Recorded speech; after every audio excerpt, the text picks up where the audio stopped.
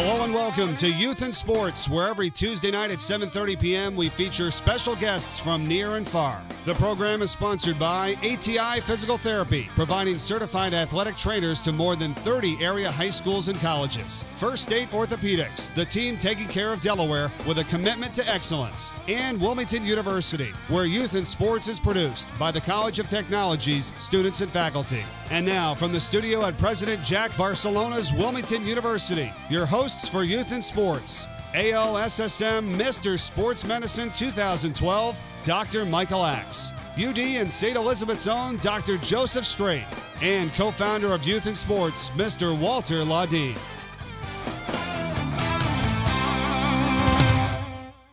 Good evening. Welcome to Youth in Sports. I'm Walter Laudine, and a good show tonight, and it's very topical. Joe? Hi, I'm Dr. Joseph Strait from First State Orthopedics. I'd like to congratulate Tom Gordon and Dennis Williams on their recent election wins. Mike? Dr. Michael Axe at First State Orthopedics, and this show will come after the Turkey Roundup, but we're glad that First State could be part of helping to feed the hungry in generating with our folks to get it done at 94/7. That's what we did last year, right? We did. 1,000 turkeys? Easily that. Yeah. I got to get one. Well, we're going to talk tonight about the Limen House, which is a state-run and also funded by personal donations. Is that correct? Mm-hmm. We're going to talk to Rick Hidalgo, same as the horse. Yes, sir. And we're going to talk to Shawn McCauley. Let's talk to Rick first. Rick, you're a former resident of the Limen House? That is correct. And how long ago were you there? A little over a year ago. And what got you there? What was your... I guess you could say, well, it started off with just, recreational pot use, I guess you could say. But, it graduated throughout time over a few years to, more pill use, really anything, I guess you could say. Just about anything that would make me feel any different than how I felt, So in the end, what it looked like, I guess, was of course the pill use, but then it graduated to harder drugs, I guess, right. Heroin, and I resorted to that because it was cheaper. So that is the case too, isn't it? That heroin is cheaper. Yeah. Rick, tell us what Limen House is. First of all, what is it? Where is it? It's a halfway house, correct? That's the proper, I guess, term for it. So it's a halfway house for men, and then they have a women's house as well that basically teaches you how to live again. It's in the city of Wilmington. It's 600 West 10th Street. 600 West 10th Street, that is correct. So it's right in the heart of the city. And it basically teaches clients how to live again. And it's for all addictions, as we... Mm-hmm. Definitely. Age group? All. I mean, I guess after How's the 18? youngest? 18 would be the youngest, yeah. So. Now, do you go there from a drug rehabilitation center? Most cases do. Yeah, I actually did not. I was fortunate enough to be able to come from, my parents' house where I was. I was no longer able to stay there after, a couple different events, I guess, that happened. So, I resorted to anything, I would do anything right. at that point. Who was the person that recognized you were having problems first in your family? First, everybody but me. I mean, it was... You didn't think you were having a problem? No, not in the beginning. No, not at all. What kind of, like, for example, how old are you? I'm 24 now. How old were you when you started drugs? Were you in high school? 15. I was. Oh, okay. I was about 10th grade. Yeah. Now, how prevalent is it in the school system? I would say pretty prevalent, more than most would think, I guess. Yeah, but you were a wrestler in high school. I was. I played a lot of sports. And that's actually, I started smoking pot with the guys on the team, on the weekends. Right. And just out at parties and everything, and it seems like that's the norm today. When you go to a party, it's to get high. You're either going to drink beer or whatever, You're Yeah. going to smoke weed or you're going to do something else. Yeah, it was And- And it actually. starts in high school. It's through Oh, college. I mean, junior high it's- school. It's amazing. Yeah, sometimes. You know, we've had over 6,000 young people on the show.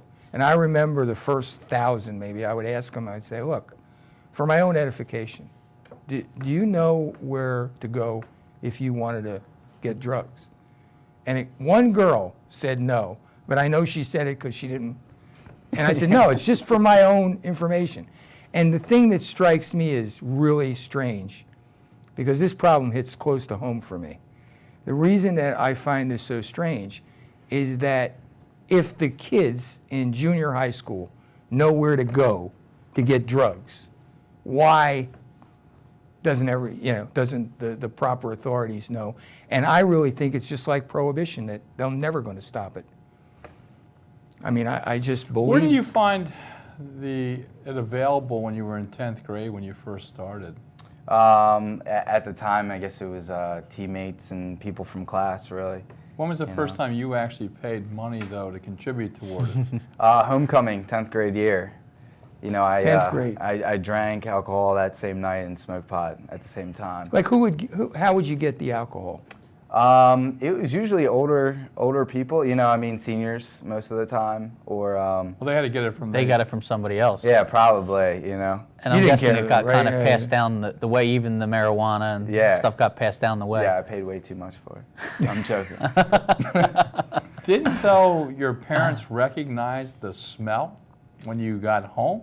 Because there is a distinct odor from marijuana that unless you've never smelled it before, you definitely know what you're smelling when you arrive. And, Yeah. and you're usually not in the state to hide it because you really don't care at that point. Right. So usually what I would do was I was pretty sneaky with it. So, you know, I always did pretty well in school. Like I said, Your grades weren't really affected? They weren't suffering. No, not especially not at the time. And you 9th, played 10th grade. sports? Yeah. And, you know, varsity wrestling and all that. And I made everything look like it was okay, doing well. You know, Is this the everything was norm normal. for your friends too? Some of them it was. Like, isn't it strange that, you know, you can take one marijuana cigarette or one beer or something and you get addicted, and you have friends that do it on the weekend and Yeah. no problem. Like, I'm a smoker, and I'm not proud of it, but I'm a smoker. And the ones that really irritate me are the ones, oh, let me borrow a cigarette. I said, don't you smoke? Don't you have cigarettes? Yeah. Oh, I only smoke like once a week. Those kind of people just, you know, because they don't get addicted. Right. But most people do. Yeah, Most it's people true. do. And I believe the thing is, you know, there's something different within my body that, you know, when I add this other substance to it, there's like an allergic reaction, I guess you could say, to it, and just craves more, you know. Neurochemical response that you have to it. It makes your Definitely. body want it and need it. Rick, how did the Limen House help you? It seems to me that you've been clean now for 2 years. Yeah, a little over. And how did the Limen House, usually this, let me emphasize that what Rick's done is not the norm. Usually a person that is a hardcore drug, and I'm going to talk to Shawn about that, has to hit really rock bottom and really need help. They have no avenues. Their parents throw them out. They have, Yep. Their friends won't have them. They've gone through all their savings. They have no money. And basically they go to a rehab center, which a lot of times they can't afford, so they have to go to some state-owned ones. And then after that, they go to a place like the Limen House. You were very lucky to be able to go to the Limen House before you went to a rehab facility. I actually did go to a rehab. I actually got a DUI when I was 18. You did? And that kind of kicked it all off. You know, after I had that DUI, well, actually right before that was when things really started to surface with the, you know, all the problems that were coming up. Right, and, right. You know, I started to realize that maybe something's going on that's, you know, different from everybody else. So You really didn't suspect that, oh, gee, I really have a problem. No, not at all. At the time, Okay. I thought that, you know, everybody else that I surrounded myself with was doing the same Doing the same thing. So it was everything was the same, and we're the like bodies, and we're doing the same thing. So everybody must be doing It it. seemed normal. Girls as much as boys? Yeah, definitely. Definitely. Usually you would think girls are a little bit more mature. Maybe they wouldn't do that, but it's not the case, is it? I don't believe so. What made you agree to go? To the Limen house or to rehab To the start first in time? rehab and then to the Limen house? Well, after the DUI, I was told to go to a drug and alcohol counseling and, you know, do the whole 9 yards to get my license back, and that's all I had to do. But that wasn't so easy for me to do. So, you know, I would go in to the drug and alcohol counseling and, you know, Brandywine counseling, Open Door in Wilmington, and I would start that off, and then, you know, I could only stay clean for maybe a couple weeks, and then, you know, I would go in the next time and, you know, I'd get kicked out because I was using or drinking, and then go to another place and, you know, do the same thing. And I did that for, you know, a year or a year and a half or so. And Where were you know, living at this time? At home? At my parents' house. And yeah. they did not realize that you were doing this, or? I think they realized, but I wasn't really home enough for them to do anything about it. What were you doing? Were you working, or? Yeah, I worked, or I would just stay at other friends' house. You know, I just wouldn't come home when I was recognizably impaired, I guess, you know. And how did the Limen house accept you? I mean, here you had you've not really done the rehab that you're supposed to, and yet you got into a halfway house. How did you accomplish that? Well, I knew I had been to rehabs.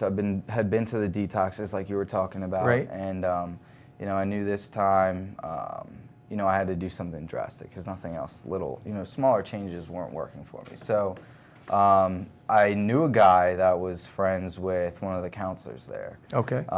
And he called me randomly one day and asked me if I wanted to go to a meeting, and I told him no, but I went anyway. And he started talking to me about the Limen house, and, you know, he had known me before when I was clean after rehab the first time, and you know, he said, why don't you try something like this out? Why don't you, you know, do something, you know, I guess like less comfortable, I guess you could say. And you know, I really thought about it for a while, and I talked to him a couple days later, I think, and just told him, okay, you know, I think I might want to talk to these guys. And, you know, from there, I called him every single day for a month, just to show some commitment. Right. And I had 2 interviews, and after the second one. Oh, you had 2 interviews? Yeah, oh, okay. I did. Okay. And after the second one, I was told that I was able to. All right, we got less than like 30 seconds left. First of all, Rick, I want to thank you for coming on and sharing this with you, because it's real important and it's a big problem, and I've got strong feelings about it, and I know it's a problem with the youth of today, and even with not only the youth, but with everyone. And it's certainly not just alcohol and drugs, or the drugs we know about. It's also the pills that are dispensed, and they're easily obtained. I mean, I know how people go into Florida to get different kinds of pain medication. And certainly our sports athletes, they have a problem with it too. We're going to come back with Rick, and we're going to talk to Shawn McCauley, who's also a counselor there, when we come back right after this. I will keep dancing on point, even if it hurts.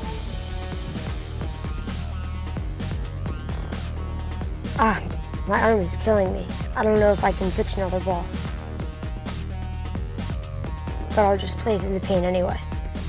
I have to do the big stunts. To look better than the other cheerleaders, our tosses are bigger. My elbow really aches, but I got to eat better. Don't tell them it hurts. They'll take you out of the game if you do. I have to push harder if I'm going to get a scholarship. I'm feeling dizzy, but I don't want to tell anyone. Everyone's counting on me. I can't rest now. Nearly 50% of all sports injuries sustained by middle and high school students are from overuse. Don't play through the pain. See your healthcare provider and follow their instructions for rest and recovery. Take the pledge. Become an advocate for sports safety. Visit stopsportsinjuries.org. Go team!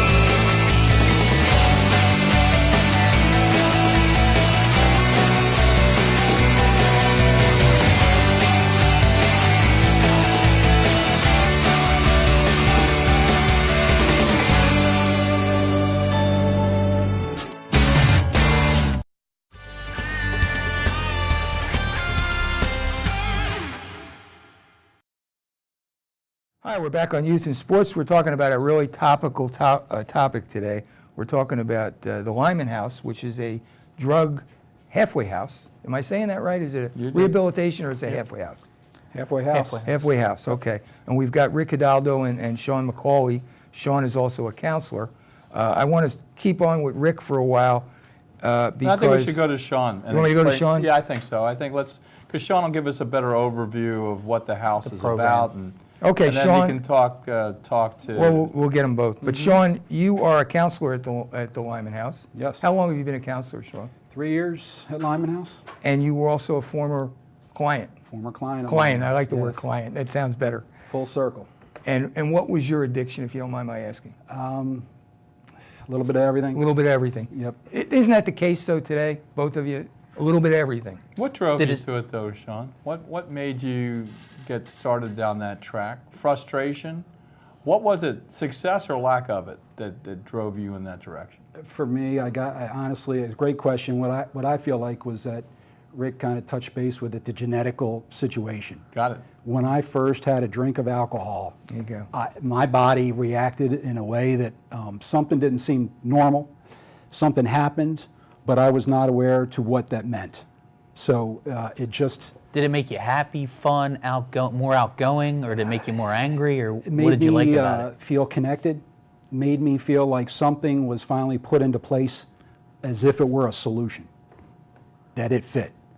Now... Was there something else going on in your life at that time? You know, one of the things that Walter will talk to later is that the frustration of a star high school athlete that no longer plays and no longer has the recognition that he had, that they were the best 3 or 4 years of his life or her life, and now has to go out into the world and have their ego boosted in other ways. Right. And sometimes that fails us, that you have to find a new calling.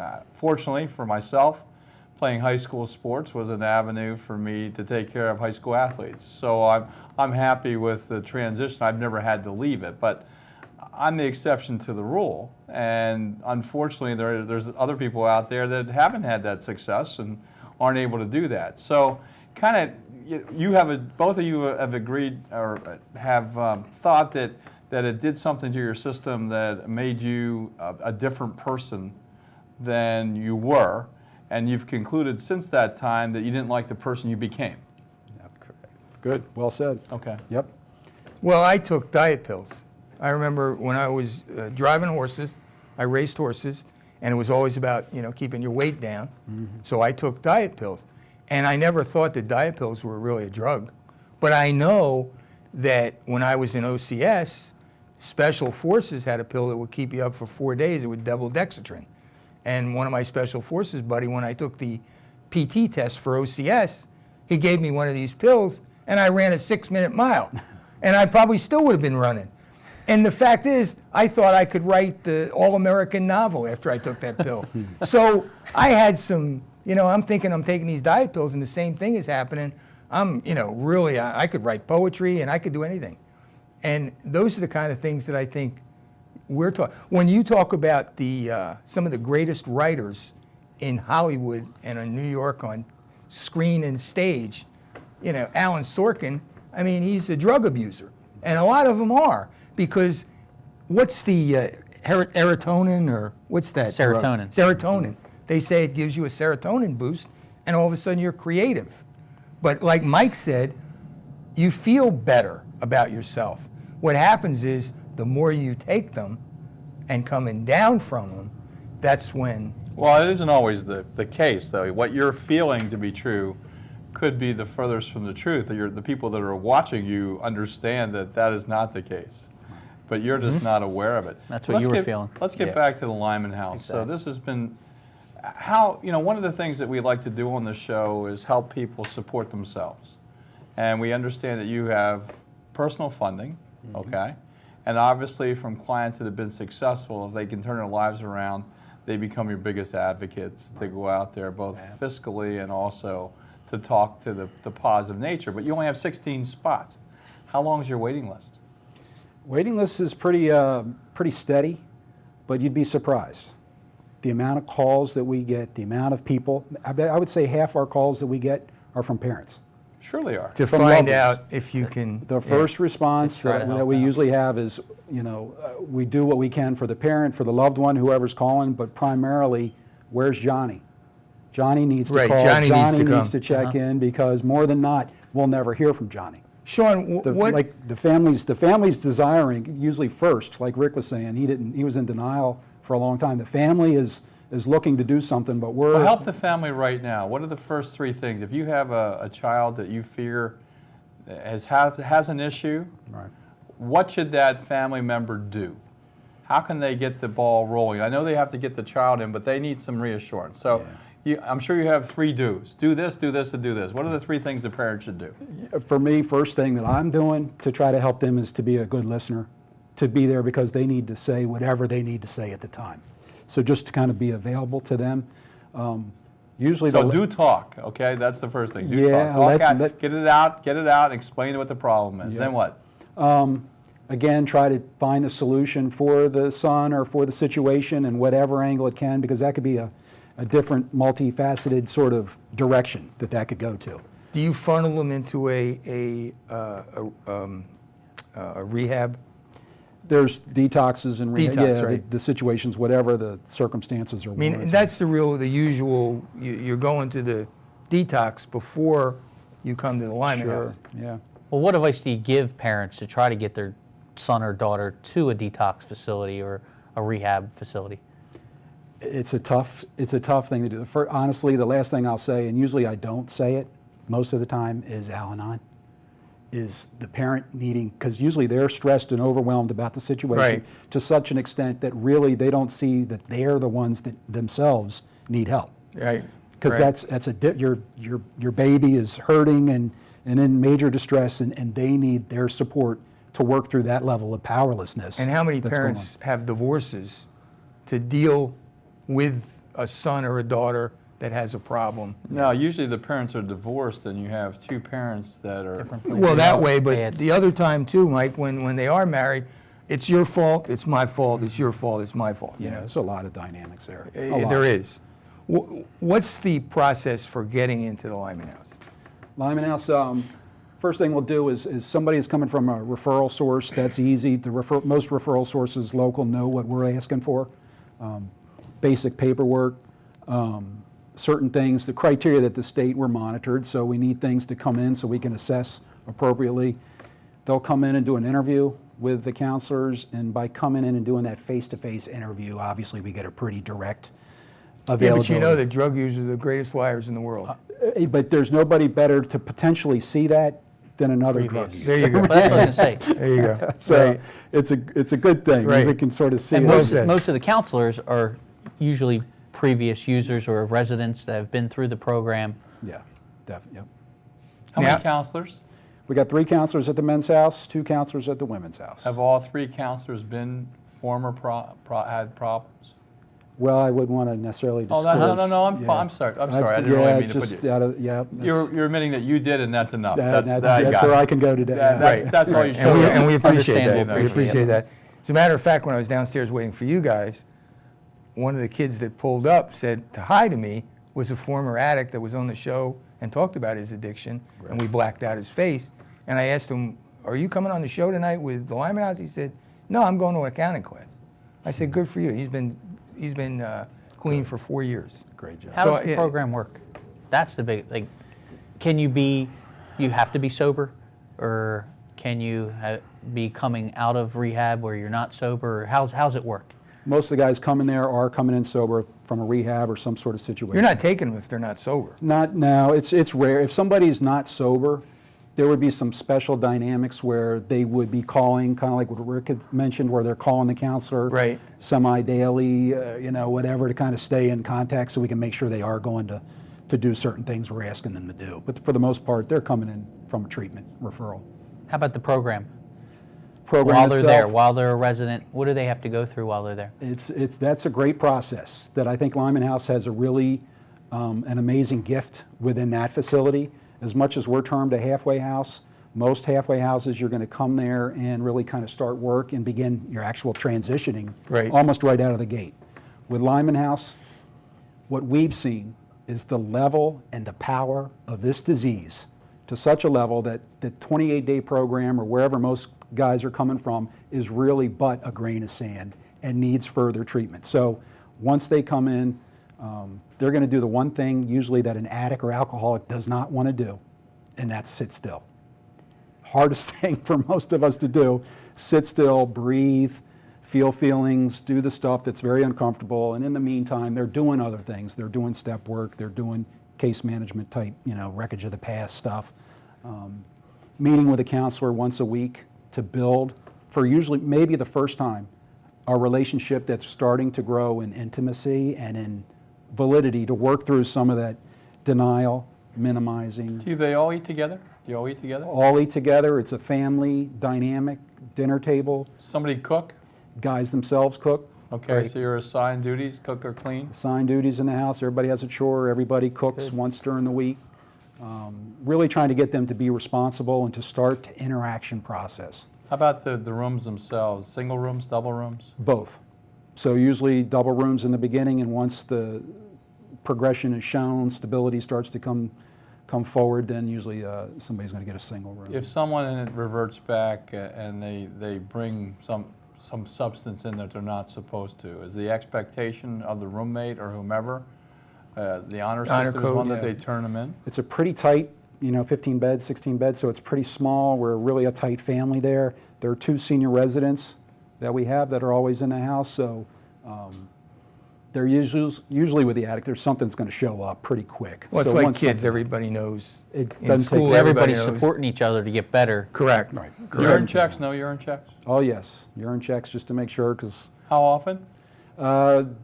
weekly, daily, whatever needs to be done based on clients' behaviors, thoughts, things like that. Is there any medical involvement? People coming in to talk about depression, anxiety, other psychosocial things, or? Yeah. We have education groups, group therapy, the individual counselor sessions, so there's always outside groups coming in for further help to go over these things. We've only got like 15 seconds in this segment, and we've got all kinds of stuff to talk about, but and we're going to get to them, and I want you guys to think about anything that you think you need to say before. This will be our 3rd segment right after this.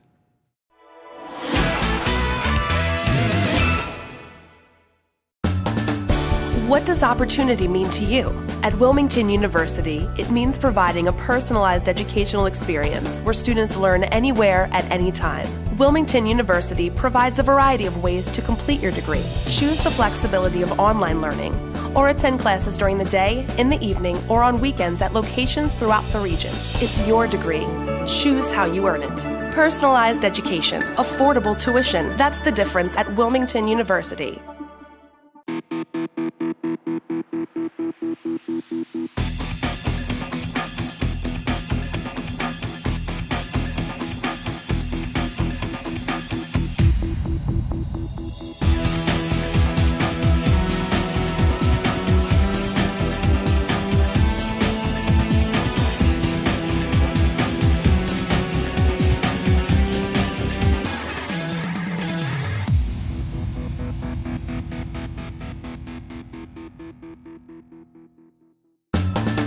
What does opportunity mean to you? At Wilmington University, it means finding an innovative degree program that fits your goals and prepares you for a successful career. It means finding a school that fits your life. We know the importance of providing individual attention, affordable tuition, and unparalleled flexibility and service. Because at Wilmington University, it's not about meeting your expectations, it's about exceeding them.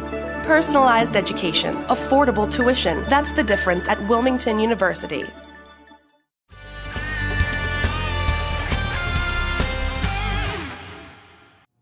Hi, we're back on Youth and Sports. We're on our 3rd segment already. We're talking to Rick and Shawn about the Limen House, which is located right in Wilmington. 10th Street, 641 10th? 600 West 10th Street. 600 West 10th. How long has the Limen House been in operation? Over 40 years. Is that right? Yep. Is it called for one of the former counselors or one of your big benefactors? For Limen House, the name, Limen, from what little I know, is termed threshold. So stepping into change, stepping into transition, ready to make. Is it syndicated national?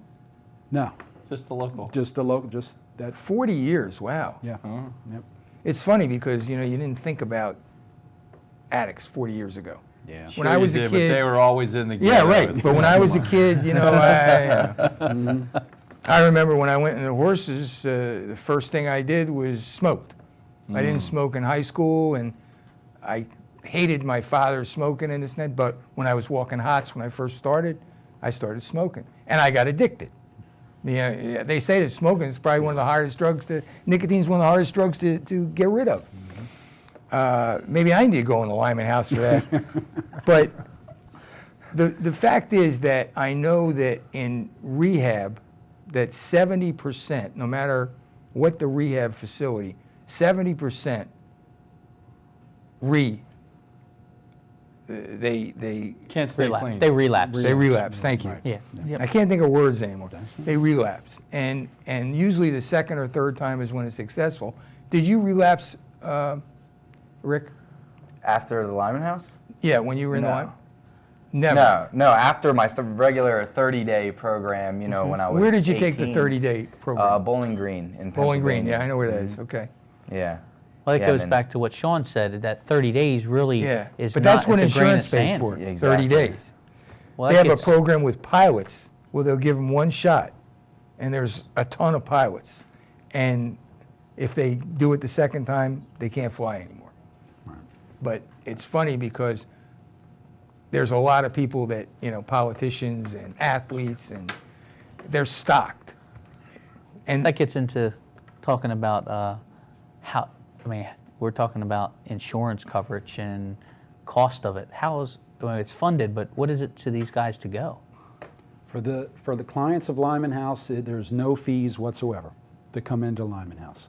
The way that it works up, it's funded through contributors and through other aspects, which the community is really aware of what goes on at Limen House. But we do ask that when the clients come in that they're responsible. We have the ability to give them part-time work, outside work that comes in, just based on somebody needing their yard mowed or something to happen. So guys will get some pocket money, and based on that, there's a scale that they'll start to pay a little responsibility to the house. But other than that, the house the insurance pays for the 30 days, like you were saying, for rehab, but they don't pay for the year plus that some of these guys. Yep. Well, I want to know what Shawn and Rick think. One of my pet peeves is that I know we spent $1 billion on drug enforcement. The DEA is running around, with their black suits and their guns, and they're not going to stop drugs. Just like we made billionaires of Al Capone and Dutch Schultz for Prohibition. Yeah. We're not going to stop drugs, but we don't spend a fraction of the money for the rehab, and that's my big pet peeve. Now, what do you guys think about that? I mean, I'm sure you guys have talked about that. Well, they're beyond the rehab part of it. They're now to the point where these folks are looking for a way to be directional. But I know they have friends that are going into rehab or should go into rehab and know that there's not enough facilities for them. They have to wait and wait and wait, and God knows what's going to happen in the interim while they're waiting, just like the ones waiting to get into your place. Yeah, there's not enough counselors. No. I mean, it's tough. Addiction is everywhere, and there's a lot going on. The shorter beginning programs, the 28-day programs, are there to, it helps separate them from the disease for a minute, but a lot of the referrals that we'll get are going to be based on whether that client is still trying to continue to grow in his sobriety, or whether he really did just want to do a break, and take a time out and not necessarily go further with treatment. How many of your clients are not religious? Not religious. That I don't even know. Well, you're talking about a higher power. That's what Mike's I'm asking. Is that part of the program? Religion is a little tricky. I mean, we're a little careful with that concept. Most of the guys coming in are just really in such a fog and in such a state that we really want to sort of move that simpler forward, slow process.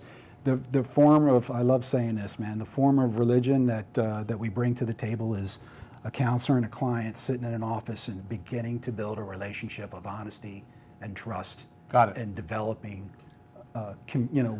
a community. It's the best Because, religion you you know, can have at that point. When we had- it's It is. basic, it really is. When we had the four here that talked about addiction, one of the things that he said, and he said it eloquently, he said, it doesn't have to be religion, it has to be a higher power. So, you know, it could be aliens. I mean, you know, whatever you believe in, it could be, you got to believe in something that there's a higher power.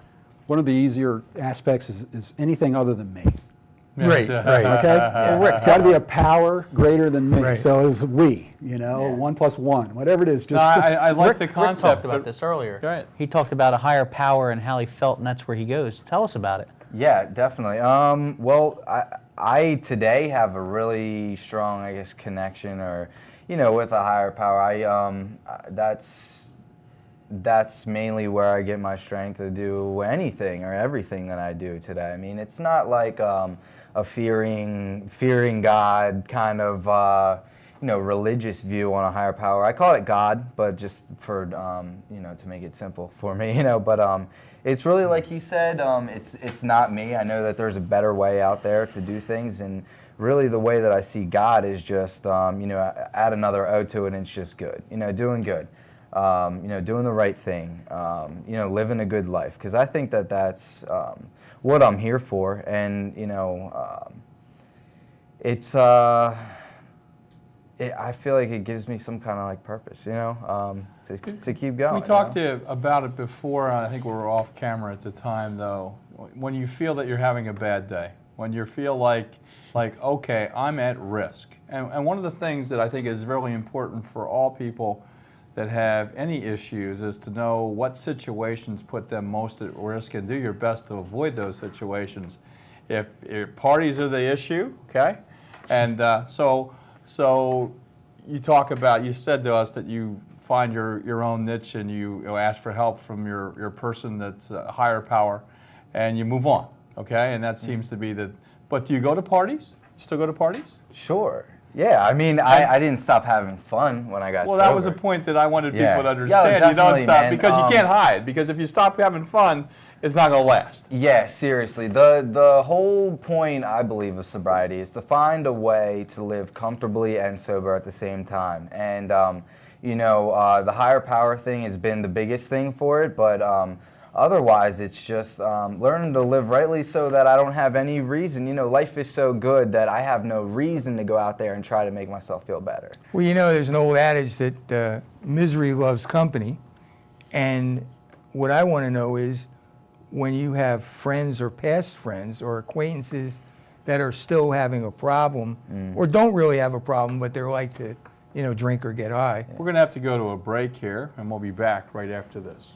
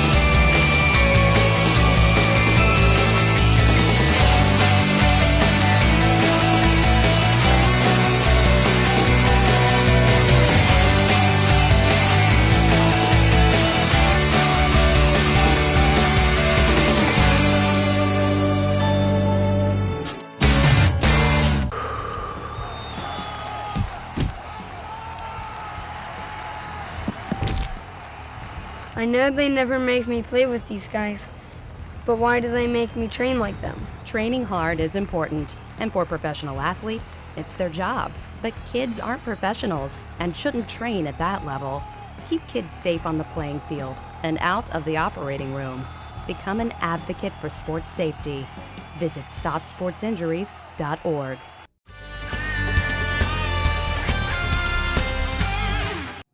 Hi, we're back on Youth and Sports, and we're talking to Shawn and Rick about the Limen House.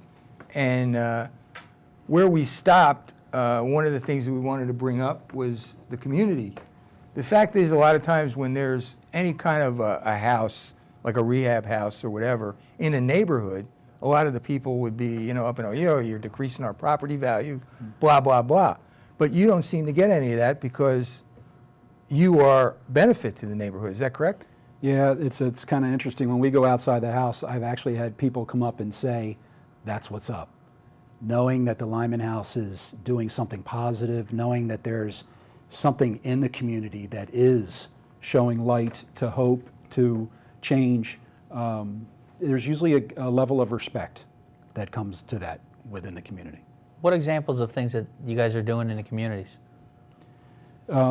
Everything. All the local churches know us well, so we're interactive with the churches, whether it's volunteer work, whether it's some side jobs the guys might get. Just everything, really. I mean, it's just pretty engaged as far as other organizations coming over, seeing what we do, us helping them in any ways that we can try to do to help them too. You said that the average stay is how long in the Limen House? You said it varies, but what's your range? From how many weeks to how many weeks? 3 months to a year. 3 months to a year. However the year, based on if a client is really engaged and is doing what he needs to do. Any of them return to school? Any of them go Definitely. GED is completed all the time. Training classes are completed while at Limen House, so there's a large aspect that really does happen. And of course, with the 15 or 16 individuals that you have, there's a they have different skill sets. Yes. Okay. Yep. So obviously, your facility, we talked about meals earlier, that everybody cooks at least once a week, and once a week, that was my Lancaster coming out there once a week, and that they also the cleanups, everybody has a cleanup responsibility, and laundry, and making they're responsible for themselves, making their beds and so forth, correct? Definitely. One of the first things for addicts, alcoholics is we are so self-absorbed. It is just the nature of the beast, and coming into the house, one of the first things we start to do is to help guys to start to see outside. Whatever that is, whether it's literally fixing up Limen House itself, painting a room, engaging donations, clothes, all kinds of stuff, helping the guys to start to begin to form group activity, selfless activity. Right. You were there about a year, correct? Yes. And did you learn any new skills, trades while you were there from the other guys in the house, or? Definitely. Well, when we were out on jobs, you know, we would do demolition, and we would, you know, demolish and rebuild bathrooms, and you know, do all kinds of things like that. You know, I worked at least 10 times, I would say. You know, remodeling homes and you know, things like that. That was pretty awesome. You know, it's something that I've never done before. Certainly, but you know, things like that, and you know, also normal things like Shawn was talking about, just you know, everyday stuff, like, you know, learning to cook. You know, I cooked for, you know, like 12 to 16 guys, which is crazy. You know, it's a lot of food, but you know, and it was edible. But you know, and just normal things like that. You know, that I just never adapted to. You've been out for 2 years now, you said? About a little over a year. A little over a year. What have you done since you've been out? A lot. I started off, I was working just at a cafe, you know, as I was transitioning out of the house, and it was really tough, but, you know, to just take, you know, like a basically minimal pay, you know, but also paying rent, you know, I was able to you know, live on my own with that, and, you know, I finally got a new job. I was patient with it, and, you know, waited that out. You know, I just applied for school, you know, actually here. So hopefully that'll go through. Congratulations. You know, get into college. That's something that I thought that I would really never do. Didn't seem obtainable. Do you have any ambition? Do you know something that you might want to do? I've always thought about teaching. I've also, you know, I paint, I draw. You know, I started doing that as well when I was in the house. I didn't do that for a long time, and that's like a passion of mine. So why did it take a year? Why did you feel that you needed a year at the Limen House? As opposed to 6 months or 9 months? Yeah, at the time when I started at the Limen House, it was a year commitment. Okay. So I committed to a year. I was willing to do anything. No, I got it. Whatever, so that was the program. At the time, it was the program. So it isn't just you would like to have all your clients a year, Shawn? If possible. I mean, that's what you would want to do, but there's plenty of dynamics where I understand, but that's the schedule. Oh, of course. If the longer somebody is in recovery, As long as the longer better. somebody's in Right. treatment, The better. chances for results. How's your relationship with your parents now? My parents, great. It's awesome. Yeah, the same. How long did it take parents. from the time you got into Limen House to that to refoster itself? I would say, I don't know the time length, but I would say after 10 or 6 months or so, I mean, I still called them, often, the first Are they few allowed months. to come visit? To the Limen House? Yes. They are. After a certain period of time, they came for Christmas and all that stuff, and I also visited them on, weekend passes and things like that. So you have that. We started to redevelop a relationship after, some months, and now, it's pretty cool. The same house that I was like getting kicked out of, like they gave me the keys to it again, and just regain trust. So what have you fixed up at the house for them? My dad is a handyman. He does everything. They have a nice house, so I'll offer to cut the grass, but he's, I'll just do it the way I like it. So I know fathers like that. Well, it seems to me that the reason we're doing the Limen House is because Gus Chikala, who is the husband of one of the co-hosts that we had on for years, told me about it, and he said, "What do you think about the Limen?" I said, "It's great." I said, let's find out about it, and if they want to come on, we'd love to have them. And you guys came on, and I can't believe how candid you guys have been. We really appreciate it because it's a real problem. What I want to know is how many places like the Limen House are there in Delaware? None in the U.S., in the world, I don't think. Is that true? I'm a former client too, and my heart is with Limen House. There's some good magic that goes on in that house. But you don't see it. You don't see any kind of affiliation. Like you would think that even the state would say, "Hey, this place, it's doing good. Let's have one in Dover," and right. There's probably some thoughts that have been going for that. I'm sure the board has had discussions in those areas and things like that. Right. But that's broader for me. Right. You're not worried about that. But I would think, Mike, Joe, wouldn't you think that would be a state issue where they say, "Hey, this place has success. Let's." Well, certainly, the Limen House is only bringing it. I didn't know about it. I've been here. I didn't know about it either. I've been here 27 years. Joe was born here. Yeah. Okay. Never knew about Never left. So therefore, I'm learning something about it. But certainly, you have a success and a track record that's pretty doggone good that other people would want to emulate if they were going to start places like this. I still have issues with your funding, though. I would think that it's hard to keep 16 people full and all the. You have 3 counselors, and I assume you guys get paid. Yep. You have. Do you live in the house? Do not live in a house. We're there in sort of flexible hours in a sense. You got to be around the clock available, but for the most part, it's the 9 to 5, dynamic that's going on Monday through Friday. The guys are, again, the senior residents are there, so they're sort of monitoring things, and we're a phone call away or a short drive away from showing up. And are the senior residents also addicts that are just at a further part? Yes, they're clients that are in the house that are just further in their process. That's all. Yep. What's the dynamics of, for example, how many people are there for a year, and is there a dynamic where now we're taking the month, the new people, and there's the middle group that have been there 6 months, and then there's a clientele that's been there 8, 9 months?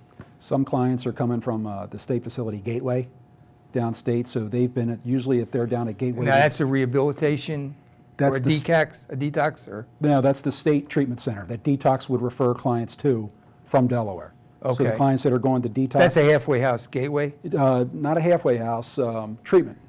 It's a treatment center. How long do you stay at Gateway? 4 to 6 months. Really? Is that a state-run facility? Yep. Okay.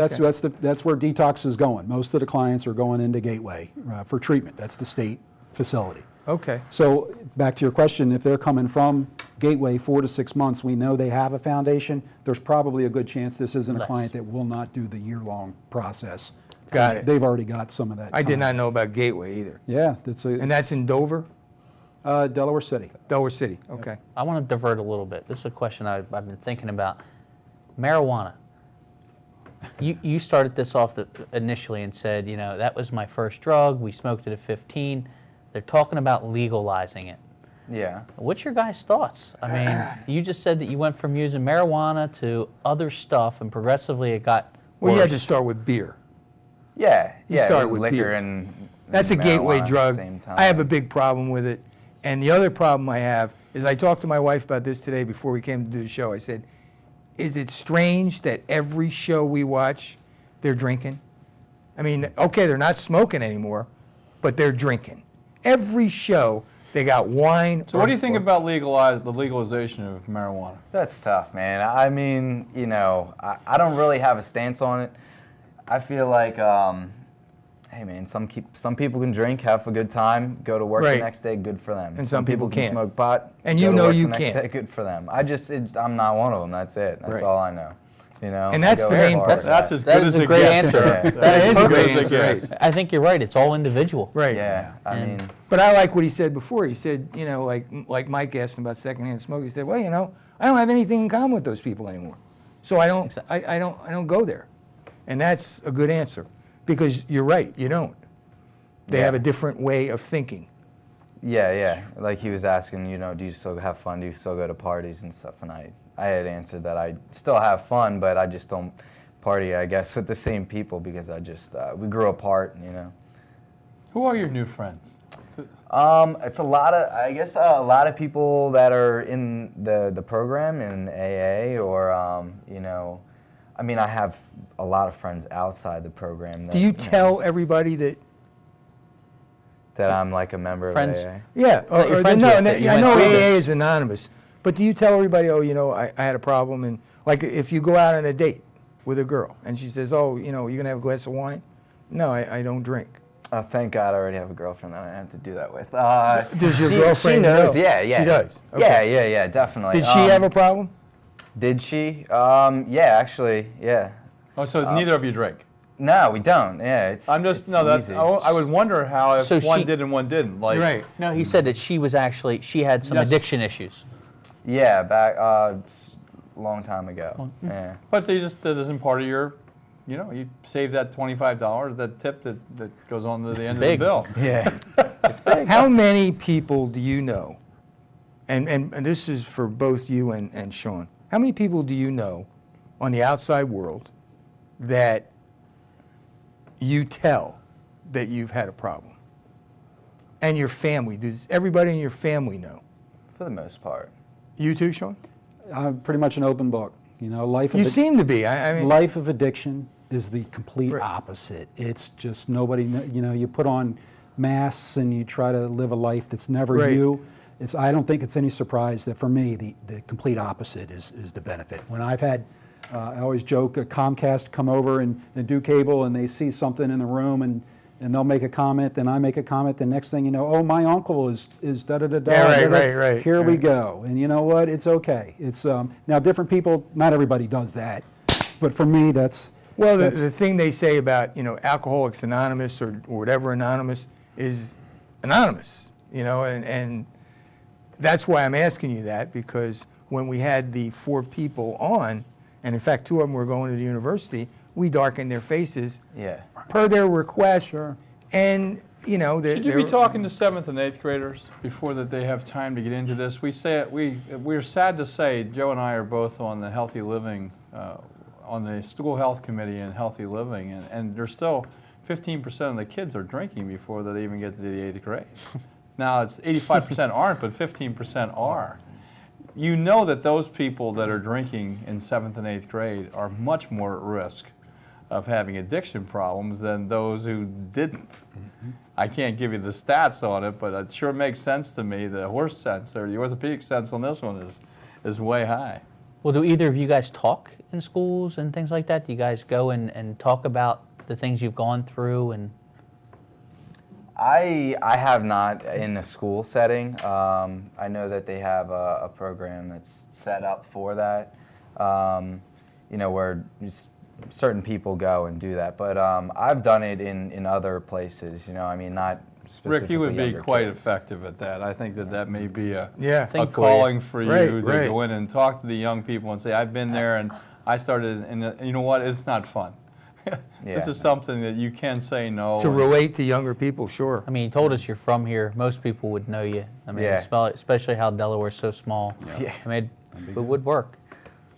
And I think it's important. I think because, like Mike said, you know, they're starting younger and younger. Well, we're down to our last segment, last minute. No. Yeah, we are. No. We have one more segment, right? No, this is it. I can't believe it. No, we're all done. All right. Wise when you're having fun. We want to thank Rick Adaldo and Sean McCauley for coming down and talking about Limen House. And is there a website, Rick? There is. I am blanking out on the website. Well, it's But Limen House because Limen my House. wife got it today. Yeah. So limenhouse.com or something close to that. And certainly anybody that needs to do that, a parent or a child, can call up Limen House and try to get some information from Shawn and to find out, just to listen. Sure. And that's a big deal. But we want to really thank you guys for coming down. I'm sorry we missed the young ladies, but maybe we'll get them next time. There you go. Join us next week on Youth in Sports. Tell your friends about us. Watch us on the web, www.youthinsports.com. Good night, guys.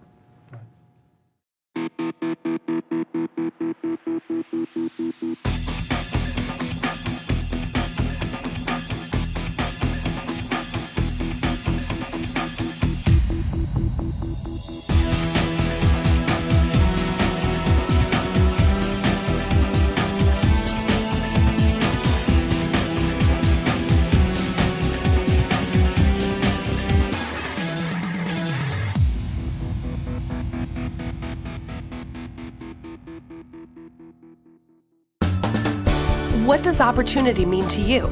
At Wilmington University, it means finding your relevance in the job market. That's why we offer career-oriented degree programs that meet employment needs in emerging fields. Dedicated professors bring their real-world experience into the classroom so you'll graduate with the tools you need to succeed on the job. It's your degree. Make it relevant to your career. Personalized education, affordable tuition, that's the difference at Wilmington University. This show was sponsored by ATI, the company taking physical therapy to a higher level throughout the country. First State Orthopedics, where Youth in Sports hosts Drs. Straight and Axe are members of the team taking care of Delaware with a commitment to excellence. And President Jack Barcelona and his Wilmington University College of Technology, where each semester this student-run program is produced, directed, edited, and distributed under the guidance of the TV production faculty. Each guest receives a copy of the show, and all shows are available on the web at youthinsports.com.